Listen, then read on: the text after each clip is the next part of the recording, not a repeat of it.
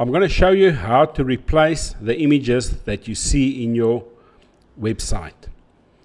If we have a look at the website here, all these images and these icons can be replaced at this feature, Replace Design Images.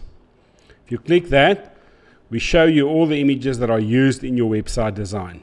That excludes the images that you've loaded in your photo gallery or your products and services or newsletters, etc. Okay, so if we want to change this logo, for example, we find the image that contains the logo. First thing we do is we view the full size image. That brings up that window. We right click, open image in a new tab so that we can see the size of the image. This image is 1349 by 137 pixels because we need to replace it with an image of the exact same size. Okay, so we need a new image by 1349 by 137.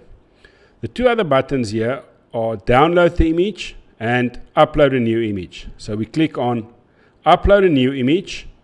We find the image of the same size. I pre-made this one on crello.com. So there's the new image. So now we just need to publish, and that new logo should be on the website.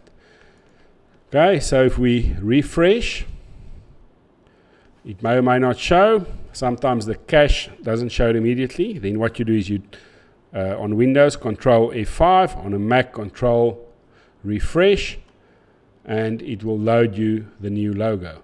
So that's quite easy to replace an image like that. Thank you for watching.